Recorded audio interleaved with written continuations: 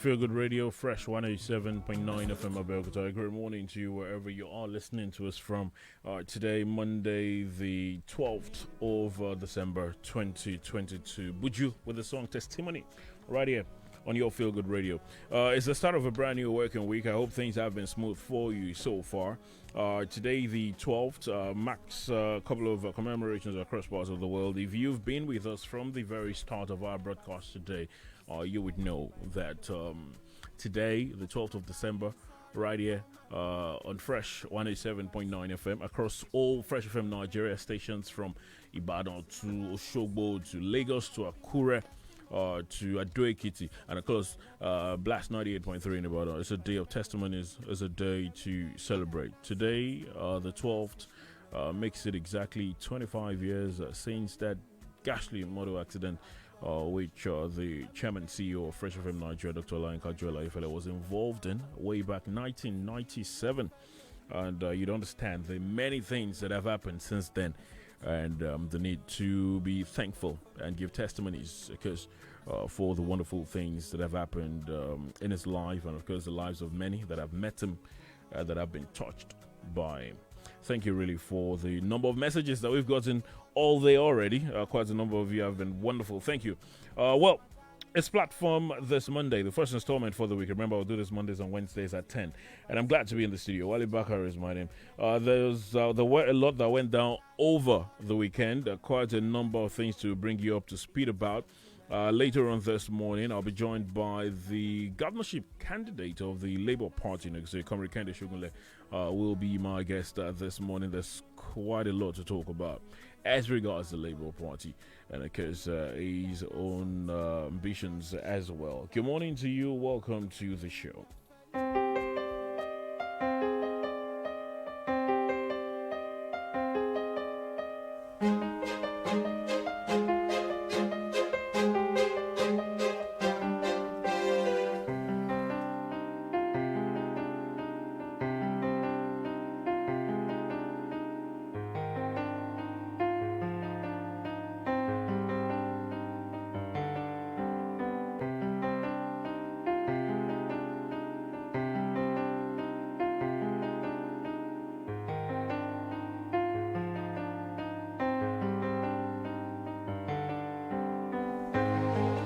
This platform on Fresh 187.9 FM Abeokuta. Thank you for joining us this Monday morning. Today, the 12th of December 2022. Wally Bakar is my name. Glad to have you join us. As I said earlier, the weekend saw a number of occurrences across the political scene as we continue the countdown and the build-up to the 2023 general elections. First off, again, there was another attack on a facility of the Independent National Electoral Commission. This time, it was in Owerri, the Imo State capital. Although they did destroy certain things, but the police was able to repel the attack, so to speak. 4 persons, including 1 policeman, was killed in that attack that was repelled by the police on the headquarters of the Independent National Electoral Commission along Port Harcourt Road in Owerri, the Imo State capital. The spokesperson for the Imo State Police Command, Mike Abatam, said the gunmen, numbering over 10, came around 3 a.m. with petrol bombs and dynamite. However, said the hoodlums were confronted by security operatives who repelled the attack and killed 3 of the attackers. According to him, one of the attackers was arrested by the police and 3 vehicles used by the hoodlums recovered. Some parts of the building on the annex premises were razed. This is yet another attack. They continue to happen, quite disturbing. Remember that before the attack early today, 2 others had been recorded in Imo, in Oru West local government area and in Olu local government area. Also in November, there were attacks in the Easy local government area of INEC office in Ebonyi. There was the attack on the Abeokuta South local government office here in Ogun State. There was the one in Ede in Osun State. And I really hope that we can stop counting, but as it stands, the attacks continue to happen. Remember, I should say, last week or thereabout, when we were talking about the attacks, I did question what exactly has been done, especially since the order by the Inspector General of Police for the Commissioners of Police across the states to find a way to protect these facilities. Maybe, just maybe, the fact that the attack on the office in Imo was repelled goes to show that efforts have been stepped up at protecting the INEC facilities. We will continue to follow that report. There's no clarity as to whether there were PVCs destroyed, but they say that some cars were destroyed, part of the buildings were razed. Nothing yet about whether cards were destroyed. Over the weekend, the various presidential candidates had one or two engagements. The presidential candidate of the People's Democratic Party, Atiku Abubakar, and his vice presidential candidate, Ifeanyi Okowa, were on the Channels TV town hall meeting, where he had a lot to say about security, education, and talked about human capital development. Well, I always say, with politicians and this time, the usual rhetorics, the promises and all, I don't know whether there is really any way to tell at this time whether they will stay true to these promises. But I'm sure for those of you that have been following some of the things they've been saying, you might have an idea of what the PDP candidate had to say. The APC candidate, of course, had some meetings with some Muslim leaders talking about his intention to be fair and just to every part of the country if he becomes president. The Labour candidate, Peter Obi, was in Ibadan. And because I met with the Oluba of Ibadan, who made a very interesting request of the Ibadan state. That is something that they've continued to talk about. But Mr. Peter Obi again promising that the Obi Dati joint ticket will be different if they get the chance to rule the country come 2023. Here in Ogun State, the polity continues to get some interesting action. There are lots of talks about some of the court cases that got resolved in the last couple of weeks and what they mean for the race, and especially for the chances of the incumbent, who some said had appeared a bit complacent because of the court issues that some of the other parties had. But there are also talks of a coalition. It's been suggested by some. How true that is, I don't know. Well, as I said, one of the candidates or the front runners for the race in Ogun will be with us this morning, or he's in the studio already. Maybe he can talk to us whether there's a coalition being talked about. Over the weekend as well, the World Cup got to the semi-final stage. There are now 2 games that will go down Tuesday, Wednesday. First off, Croatia, Argentina. Croatia, of course, qualifying after beating Brazil. Argentina defeated the Netherlands via penalties. The other game on Wednesday will be between France, the defending champions. They dumped out the English, making sure they really went home. And they will be facing the sole representative left for the African continent, Morocco, who broke records by becoming the first African team to qualify for the semi-finals. They bettered the feat of Argentina, Senegal, and Cameroon, who had got into the quarterfinal stage. Morocco hoping to go just one step further and get to the final. What we have now is the possibility of a replay of the 2018 World Cup final between France and Croatia. There's also the possibility of Lionel Messi probably winning his first world title. There's a possibility of an African team, trust me, we can't dare to dream, winning the first world title. We'll see how all of that will go. There are quite a number of things to look out for this week as well. The World Cup games as well, part of it. Welcome to Platform. We'll take a pause. When we return, my guest, Comrade Kende Shogunle, was the Labour Party governorship candidate in Ogun State, is in the studio already. Good morning. Ẹ kú dédé àsìkò yìí o, ẹ̀yin èèyàn wa. Èyí ni ìkéde asẹ́nìngbẹ́rẹ́ ìpàkọ́tẹ́ ò sanwó fún láti lè ṣe Fresh FM Nigeria. Gẹ́gẹ́ bẹ́yìn náà ti mọ̀ pé àsìkò ti ń tó bọ̀ láti fìbò yan àwọn adarí àtàwọn aṣojú tí ó bá wa tukọ̀ orílẹ̀-èdè yìí. Ìdí sì rèé tó fi ṣe pàtàkì fún gbogbo ọmọ ilẹ̀ yìí tó nífẹ̀ẹ́ ilẹ̀ bàbá wa tọkàntọkàn láti fi ẹ̀rí ọkàn wọn dìbò yan igi tó tọ́ sínú ihò tó yẹ. Má ṣe jẹ́ kí wọ́n fi Sátidé gba Sunday lọ́wọ́ rẹ nípa títa káàdì olùdìbò rẹ ìyẹn PVC. Má ṣe torí ẹlẹ́yàmẹ̀yà ẹ̀yà, èdè tàbí ẹ̀sìn pọ̀n sẹ́yìn olóṣèlú kankan. Dìbò fún ìjọba rere, dìbò fún ojútùú sí ètò ààbò tí ń dẹnu kọlẹ̀, dìbò fún àgbéǹde ọrọ̀ ajé orílẹ̀-èdè yìí tí ń ṣòjòjò, dìbò fún ètò ẹ̀kọ́ tó jiná dénú, ètò ìlera tó yanrantí àti bẹ́ẹ̀ bẹ́ẹ̀ lọ. Ẹni bá ti gba PVC kó tọ́jú ẹ̀ dáadáa báhun ti ń tọ́jú nǹkan ní ẹ̀. Kẹ́ni tí ò tí ì gbà ó lọ rèé gba tiẹ̀. Kájìnà sí jàgídíjàgan lásìkò ìpolongo ìbò. Rántí pé ẹni hàn bá forí ẹ̀ fagbọn ò ní bá wọn jẹ́ ń bẹ̀. Bí Nàìjíríà ó bá sì tùbàtúṣẹ, ojúṣe tèmi ti ẹni o. Iṣẹ́ yìí wá láti lè ṣe Fresh FM Nigeria.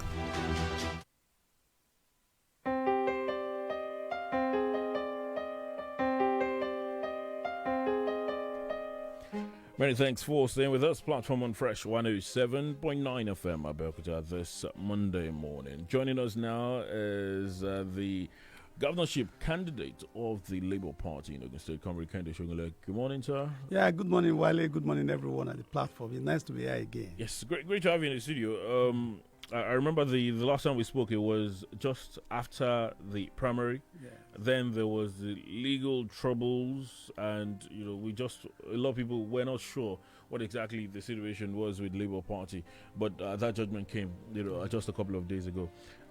That would have been where it would have started, but unfortunately, for the party, there appears to be some tussle, some crisis. What can you tell us about that? Over the weekend, the state leadership was dissolved. The National Publicity Secretary was also removed was relieved of his duties by the National Working Committee. They say that disciplinary actions might be taken against him and a number of others for anti-party activities. I know that before you joined the Labour Party, you must have heard some of the things that had been said about the Labour Party and what some in the leadership of the party used to do with the party. And all of a sudden, all of these have come up again. There are many that are saying, well, it's not entirely new. Anti-party activities had always been synonymous with the Labour Party. People had attempted to sell, the structure of the party for other candidates. What can you tell us about? Okay, thank you very much. Like I said, it's quite expected, particularly when you are going through a change process. It was deliberate for the people, the movers behind Labour Party, particularly the new Labour Party, I would say, to have chosen Labour Party as the platform that some of us progressives wanted to use because of his, first of all, the ideological or conceptual build-up of what the Labour Party should be. It's a Labour Party, NLC, TUC, progressives, professionals also feel that that platform will be ideal for us, despite the fact that we know the risks that are involved, particularly by those who have occupied the party.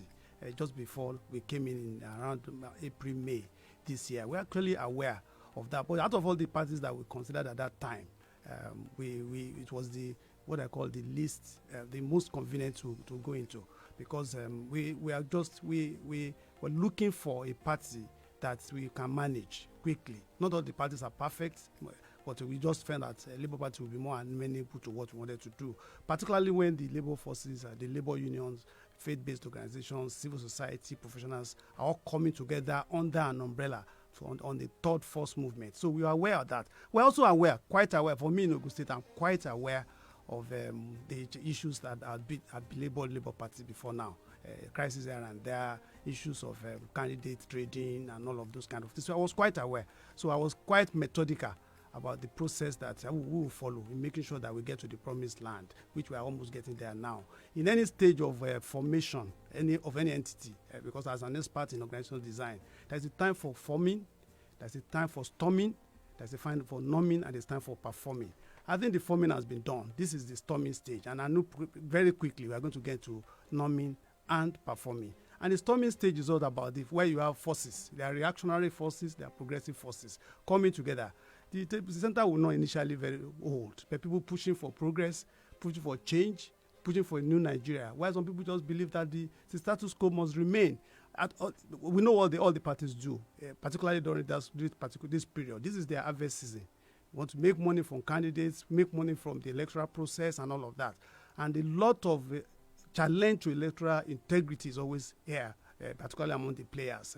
Most of the parties do it. But when you now come with a set of people who are determined to rescue Nigeria, who are prepared to create a good basis for development through politics, then you see that some people will feel that the old order must remain. And that is often expected in a change process. There are people who will be enthusiastic, there are people who will not be that sold on it and believing that the business must continue as usual. So that's where we really are.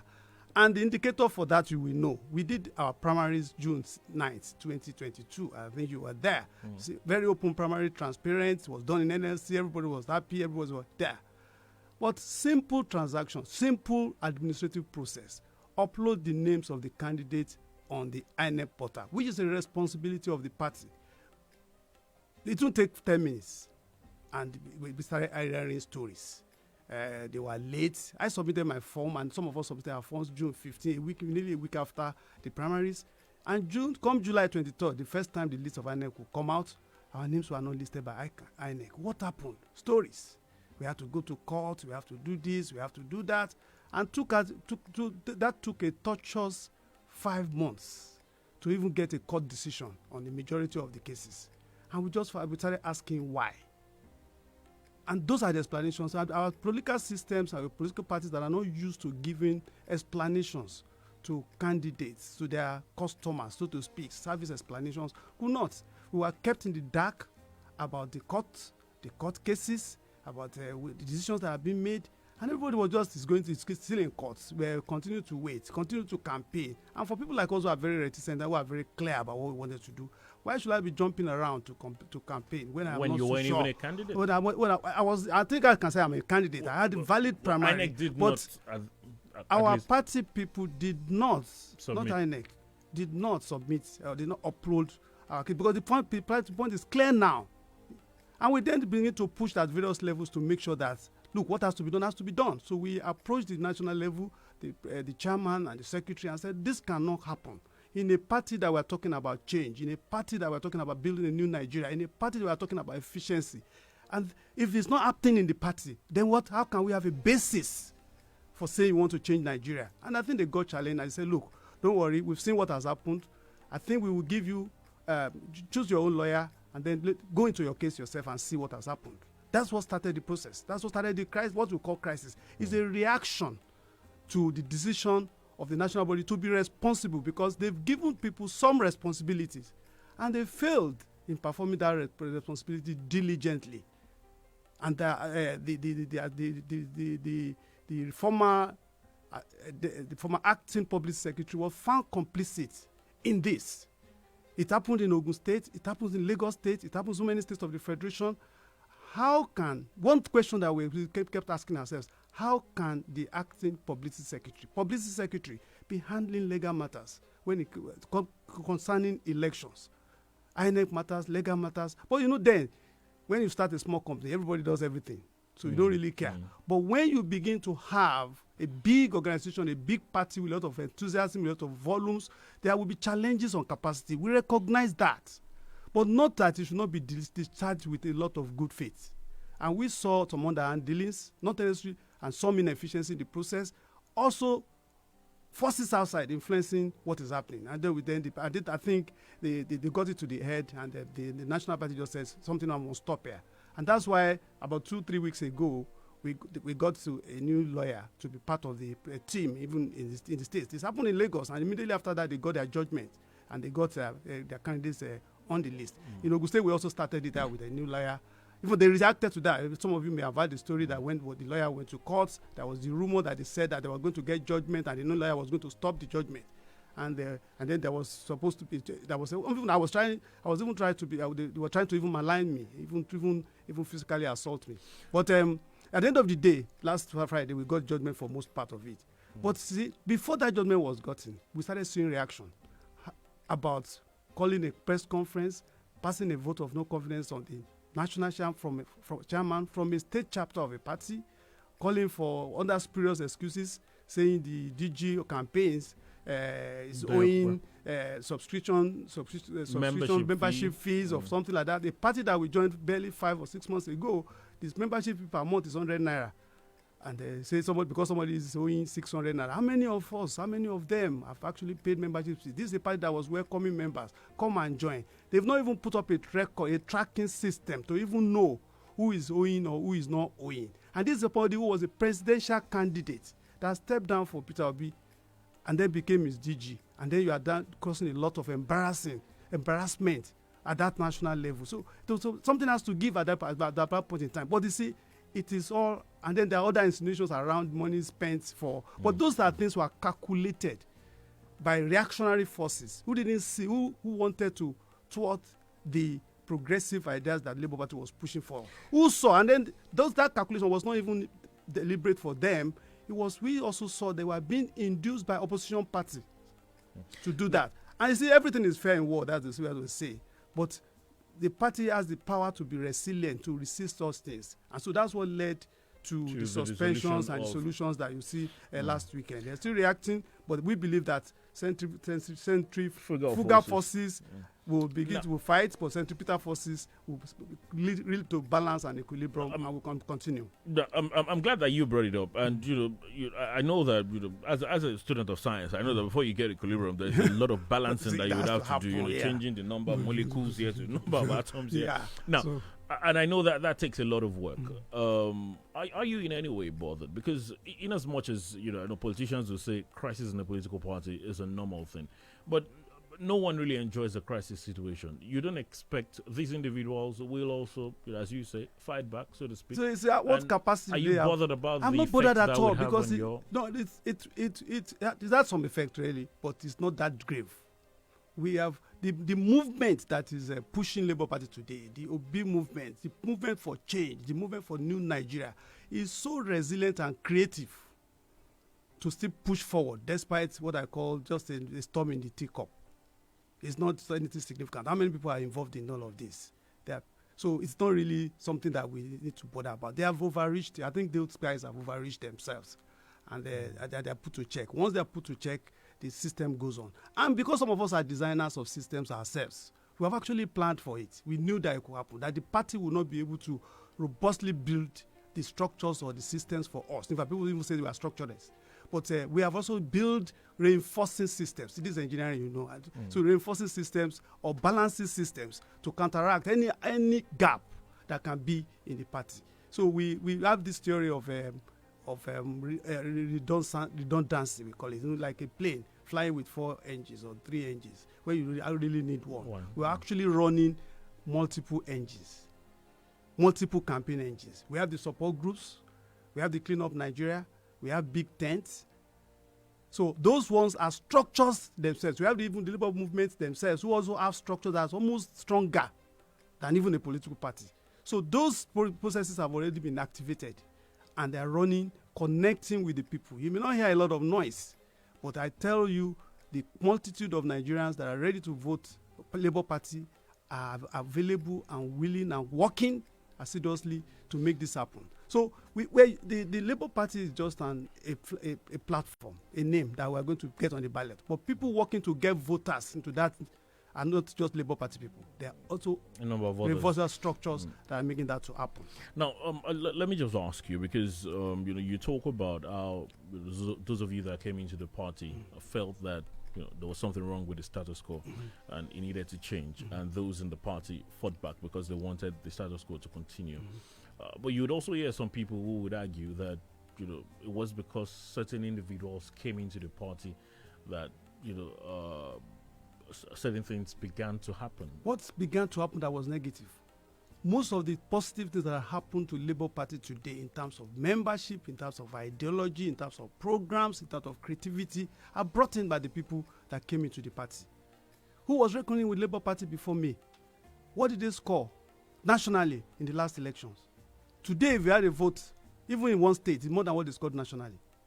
So the creativity that you are seeing, the 1 million man march was an introduction of the new forces in Labour Party. And you can remember something: those support groups are a connection to the NSAS movement.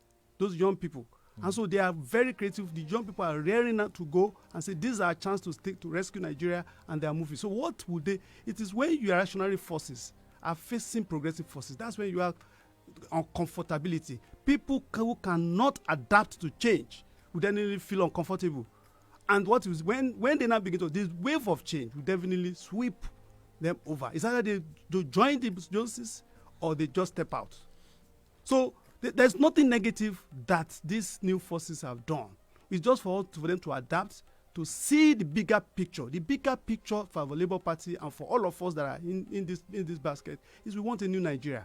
We have a good candidate at the national level here in Ogun State, and we have attracted the support of well-meaning Nigerians. And the point is that we should all work together towards making sure that that is delivered come February and March 2023. Now, for you, because I know that, of course, with the dissolution of the state executive, there will be an interim body set up to oversee affairs of the state.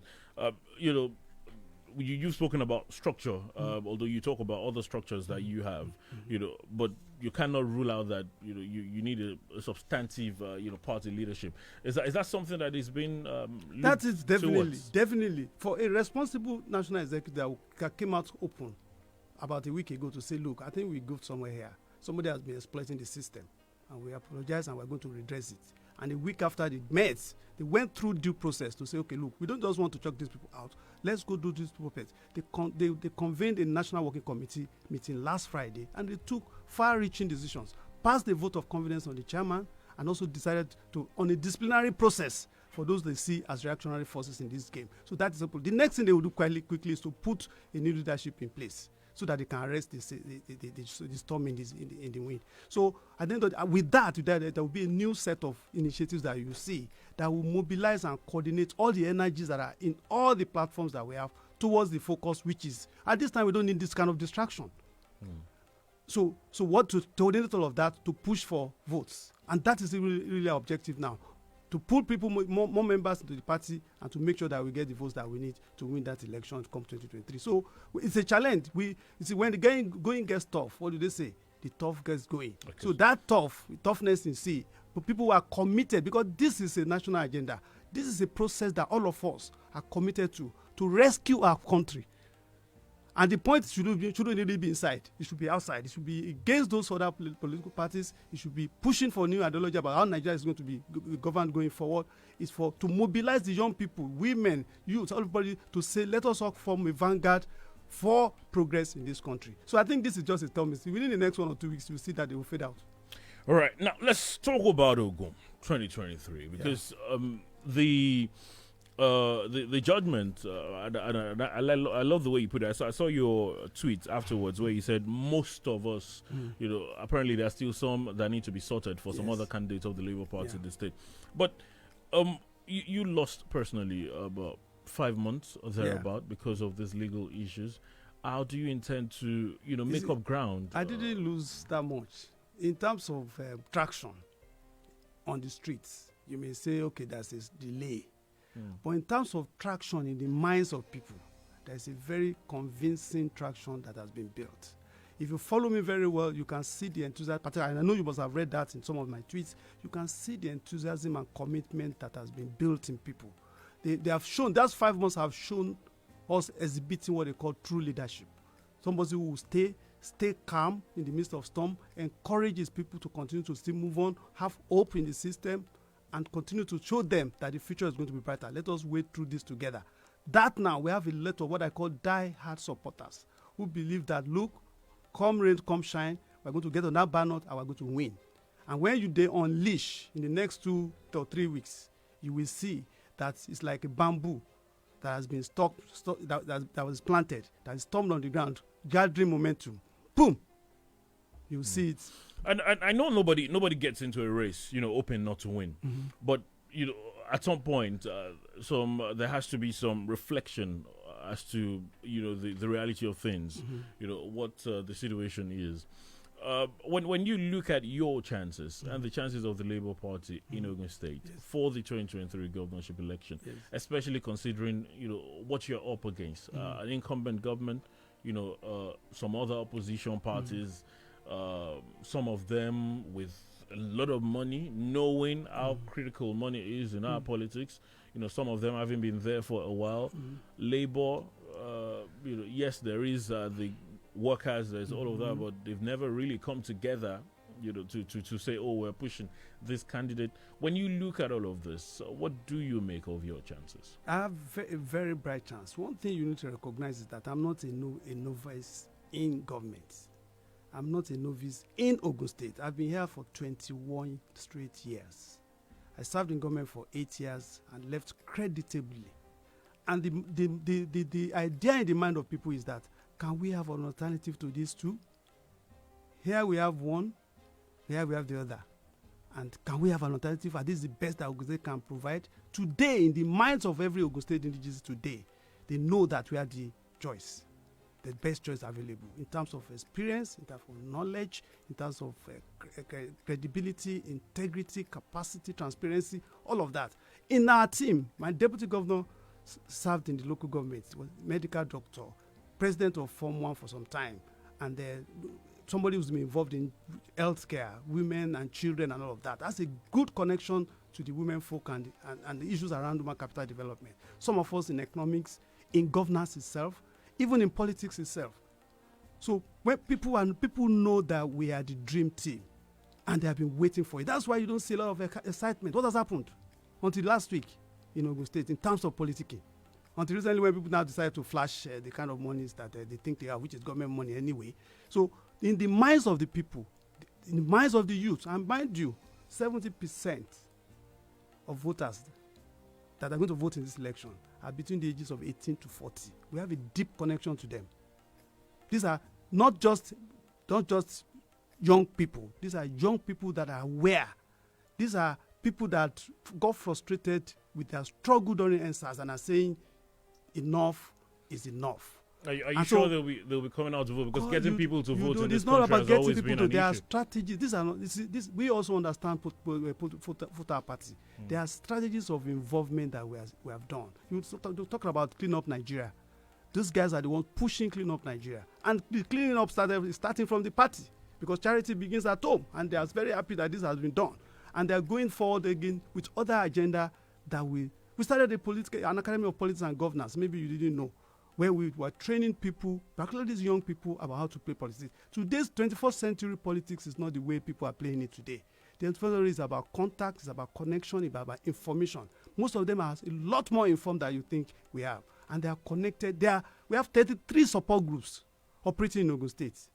Some of them are moving into the grassroots. When you talk to the market women today, they say, we know it's Mama Papa picking that we're going to vote for. The youths, the new Nigeria people that we're going to talk for. So irrespective of the flash that people are doing, it's like about collect their money and know what we're going to do.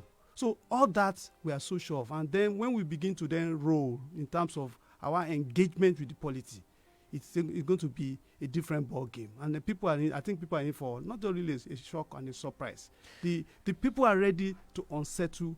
And then we then have a presidential candidate that has charisma, that poise, integrity, exposure, and putting all of that together. So a wave is happening, a revolution is happening. And that revolution is what we call the ballot revolution here. People are ready for it. You know, if you speak to opposition politicians, they look at the Labour Party and say, yes, they're getting some traction. But, they look at elections that have happened recently and the performance of the Labour Party, all the off-season elections in Ekiti, in Osun, Our people do what they call static analysis. They look at the factors that are prevalent at every point in time. For us, it's what we call dynamic analysis. New forces, new realities are coming to bear. To what extent are we utilizing those new factors to make this happen? We will know the depth of conversations going on. People say we're online. If you know the depth of conversations going on every day, you will know how committed Nigerians are. In this morning, I've had 2 meetings online talking about how to use technology to affect what is happening. How to get to people. People are contributing from the diaspora everywhere, putting all their expertise to say, this is the chance, this is the time we have and the chance we have to save this country. And they're putting everything possible to make that happen. And the governments and all of that are all making it possible also to make sure that 21 years of democracy, I think it's going to be 23 years now, from 1999. We have got in a situation where politicians have captured the state. We must extricate those politicians from using the state resources to perpetuate themselves. The only way, before now, only between 17 to 25% of voters are voting. This year, we're going to have more than 55%. The gap is between those who have been voting before and the people that are registered and the people that are not voting, that on voting public. And we have gotten a major chunk of those on voting public to become potential voters. With the statistics, we're working with data. If I had come to my office one of these days, I will show you the data and where the gaps are and where we're going to get. So we are not working on the status that have been captured by existing politicians. We are working on gathering new voters. And those first-time voters, those new voters are the ones that will make the difference. They've always made the difference in the world. They made it in France. They did it during Obama. They did it in Kenya. So the trend in the world is making sure that new voters are dictating the pace of the game. So irrespective of the way people have played or the analysis you've seen in Ekiti or in Osun, this election is a different election. It's a changing election. It's a transition election to a new order of politics and governance in Nigeria. And we're ready for it.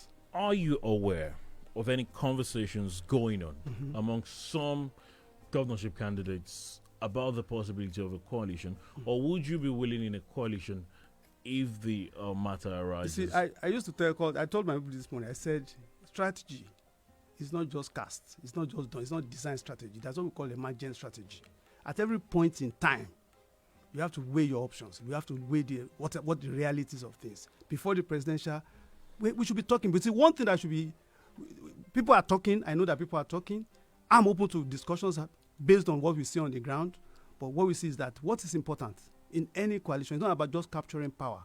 It's about working with people who are ready to work together to do what? To create this new Nigeria, to save this country and to create the Nigeria of our dreams. So it is dynamic. It's a dynamic process that is also that's part of politics, that's part of governance, and we're very open. So you're saying it's something that could happen at some point if you feel that it is needed. But how about at the moment? At the moment, we're going full blast because we know our chances are very, very bright. And as brighter as it becomes, we then see. And if people feel that, look, okay, we see that these guys are going somewhere, let us work together. It's about Nigeria. It's not about any political party. It's platform on Fresh 107.9 FM Abuja. I'll be speaking with Comrade Kende Shogunle, who is the governorship candidate of the Labour Party here in Ogun State. We've had quite a lot of things to talk about. We'll get more into our conversation when we return from this pause. Remember, you can drop your comments as you watch us live on Facebook, facebook.com/Fresh FM Live. If you're using your Facebook app on your mobile phone, so you have to do a search for Fresh FM Abuja, and you can join us there. Twitter is another option at Fresh FM Abuja. Just use the hashtag platform and drop your contributions. We'll be back in a moment. Please don't go anywhere. Download the Fresh FM app on your Android phone, tablet to listen to Fresh FM anywhere in the world. To download, go to Google Play Store and App Store. Search for Fresh FM Nigeria, select the icon, tap, and install for free. Follow the on-screen instructions, complete the installation, and get our content anywhere under the sun in real time. The Fresh FM radio app is all in one. You can listen live, watch us live, see our Facebook, Twitter, Instagram posts, and news updates. The Fresh FM Nigeria mobile app can be downloaded on Android and iOS. As you use the Fresh FM app, review and rate our app. We're available 24/7 for more updates. Thank you for choosing Fresh as the best with Oakrest.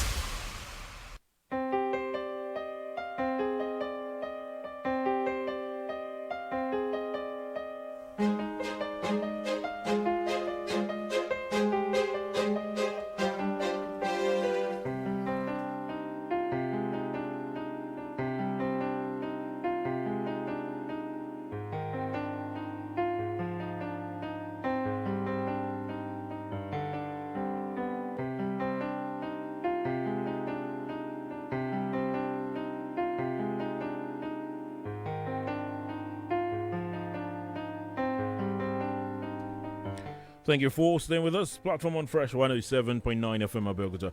We've been speaking with the governorship candidate of the Labour Party here in Ogun State, Comrade Kende Shogunle. And because we kickstarted things by talking about the crisis in the leadership crisis, if you say, in the Labour Party. I'm sure you know that the National Working Committee just a couple of days ago dissolved the state leadership of the party. And, we had to answer questions as regard what effect that could have on the chances of the party in the state, and of course, his own personal ambitions. Comrade Shogunle, thank you for staying with us. Yeah, thank you. Let's talk specifics now, because a lot can be. Just as I was speaking at the start of the program, I was talking about politicians and things they say they will do, and I say the promises are almost usually the same. Politicians know what the people want, and they just repeat those words and all. And a lot of times, to be fair to them, really, no one really asks, how exactly do you intend to do some of these things? And you talk about, I know that before now you talk about, the need for engagement of young people, the need for, human capital development and all. And I'm sure those in government, I will tell you, they're doing their best. They're following all the methods that they know best. What exactly is the difference that you think is needed? Thank you very much. I think for us, riding from experience and reflection and what the people need and what Ogun State needs today, we have created a combo of programs or projects that we know we can unleash the potential of Ogun State. This is a great state in every respect. Geography, people, the economic potential, culture, everything. And what we've seen is that we are not scratching it. And the best people are the people who, after some period on the grip, go back to reflect. And I've spent 10 years, almost 10 years, to reflect on what has been the challenges of Ogun State and what are the emerging challenges. So we're not talking just promises. We're talking about what we can do from day one. We're not getting to government to go and land this is the way it is or coming to tell them we didn't know it was like this. I know. I have information. I have the accounts of the state. I set up the accounts, the framework for setting the financial statement of the state. So I know how much the state is owing. I know what they are trying to do and all of that. And we're saying we're getting into the office ready to run with a clear agenda for moving the state to the level that we think it should be. But the first things we need to address, is comprehensively and creatively, is security. The first thing is to actually rescue the party, which is what we have done, to make sure that we have a platform that is supportive of government. We found out that the party crisis like this, where if you manage it because you want to win elections and you win elections, then they become the rest. Again, it happened during OGD's government. It happened with Amosu's government. It's happening with this government now. So we got to create a platform that is supportive of government, that has the right thinking, the right ideology, the right motivation to say we are. So that's what has started now. And so that rescue effort has started. So that one, tick, done. Because right now, going forward, you will see what I call, and I mentioned it in a vibrant party that mobilizes everybody. Labour Party has the potential to be the most sustainable party because it has what I call organic membership. But right now, a lot of people want to be part of that party because they have something to contribute, but they are not able to because of the players that are inside. So we decided to say, okay, let's push them to the show, and then they are out of it. Then we now build a good party that that will be like a football club, like a Man U, like a Faith. Well, Man U is not doing great. Whatever they are doing is but use like a Faith. So we are proud to say I am of the Labour Party, not because you are a politician, because you believe in the ideology. Reinforce ideology into the party. So that's one phase. We'll start that. We started a lot of orientation will happen so that people will begin, because this political party has to stop. We allow a very set few people to give us leaders to run the country, and that's why what you people are reporting are not issues. Most of our people are not dealing with development issues. They are dealing with personality cults and everything like that. No, policies should be about issues, about governance and economics. So that's what we already started with. Second, then we now to look at critical issues, security, because that created the context for whatever activity you are doing in the country. And we are realizing that we are depending too much on federal structures to support our security. Not that we can push for state police, but we should build the capacity to support those structures with what we call intelligence, serious intelligence, driven by technology, so that we know we can scope this state very well. We know its people, we know its land, we know where it's safe, we know where it's not safe, we know the trouble spots, so that we can provide even to the police or the security agencies the right information for them to do the right action. That is not happening seriously now. We are going to do that. Technology can make that available. So you cannot see splashes of kidnap somewhere, somebody burning officer without being able to trace people. But all of that can be put within a control system that can make that happen. And once we make, and then involving people, they talk about community policing or community involvement policing, really engaging people to be part of the security network, such a way that with all the things that are around them, we can nip things in the bud. So that's the security, but there's a lot more around that. There's the social part of it, there's the economic part of it, there's the physical security part of it. Critical to us is the human capital. We've been talking about it, we've been doing it before, I've done it before, and I can always do that again. Unleashing the potential of our young people, particularly of people It starts with health and nutrition, making sure that we eat the right foods, because healthy people build healthy nations. That is part of human capital development. And giving them functional and relevant education that will make them useful, even from school, and money.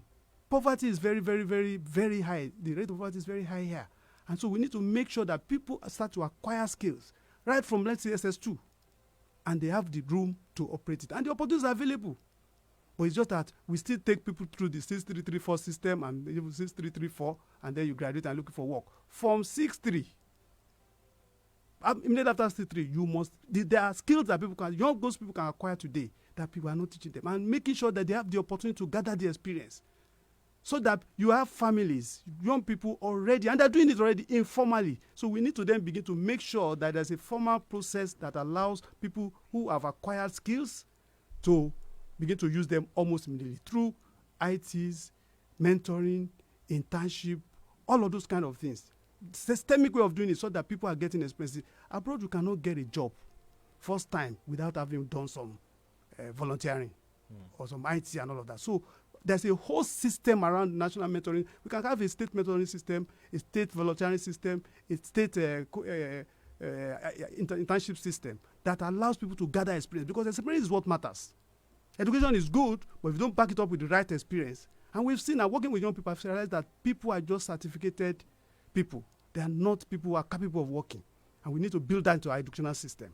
So, and beyond that is then to begin to create what I call employability, entrepreneurship, and right education that can compete with the best in the world. What you don't recognize now is that Ogun State indigenes are leaders in the world in every profession, and they are ready.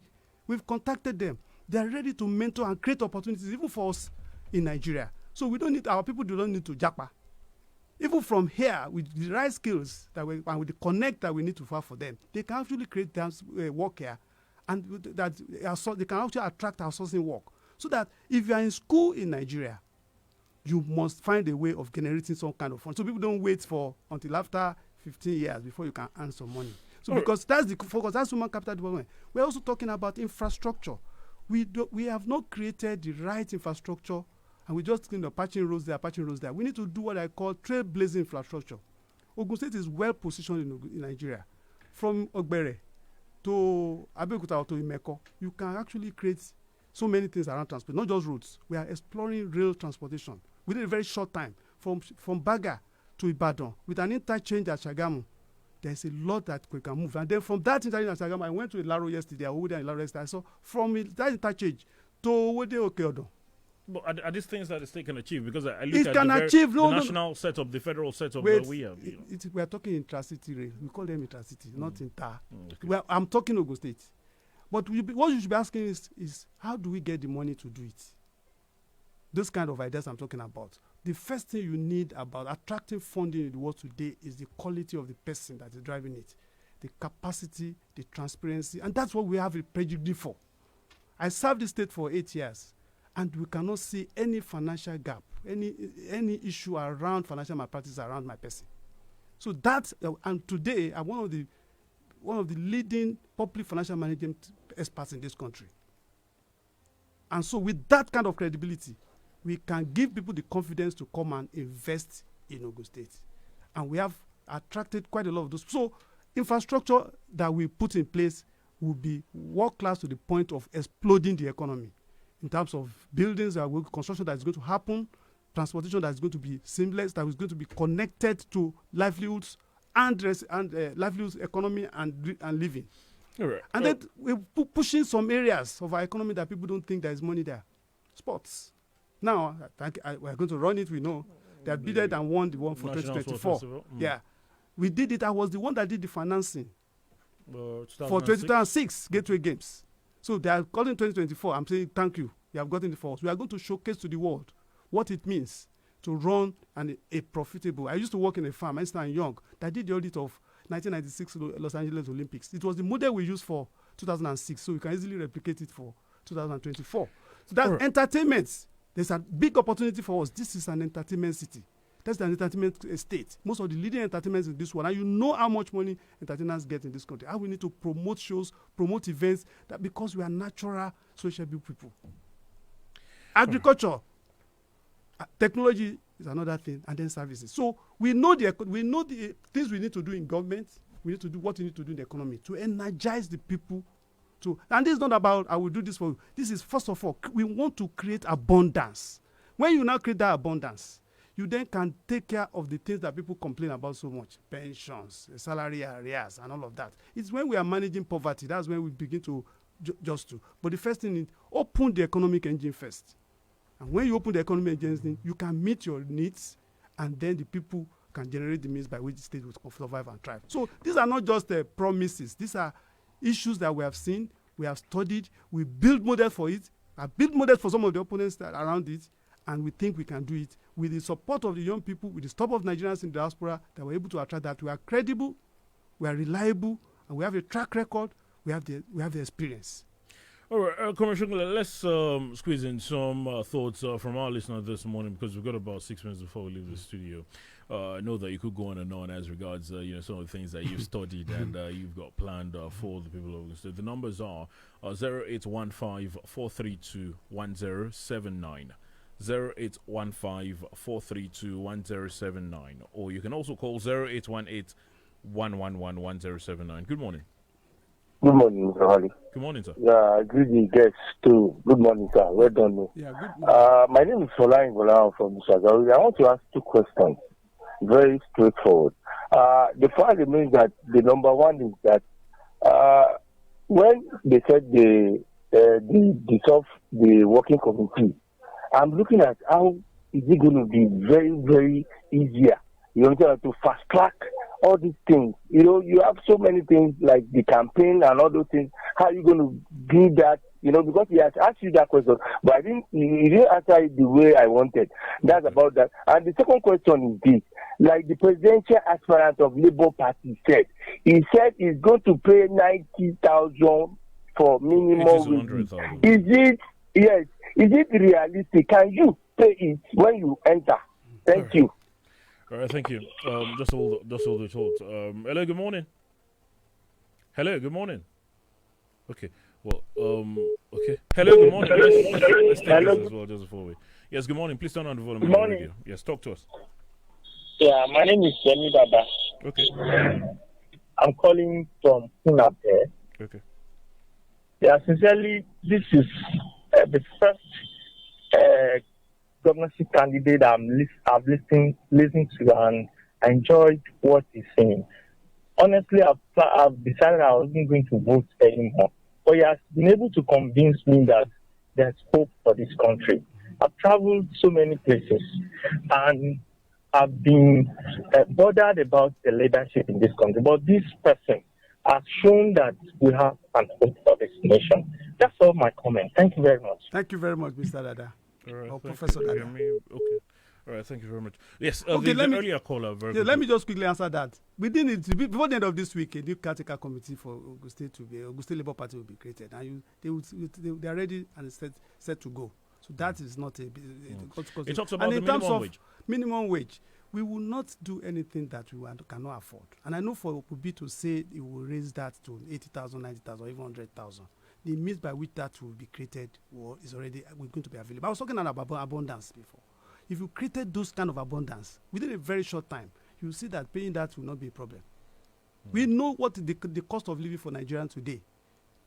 And it's because we must increase the productivity of Nigerians. We must increase the opportunity for Nigerians, whether here and abroad, such that it is not going to be so much burden on the government itself. It must be the resources will be available to make sure that it happens. And that's what I call, at the national level, it's already talking about converting consumption to production. So that means the federal government will generate resources. It will also support the state to also generate resources by which we can make this happen. If we make it as a commitment, where there's a will, there's a way. And where there's a vision, there will be a provision.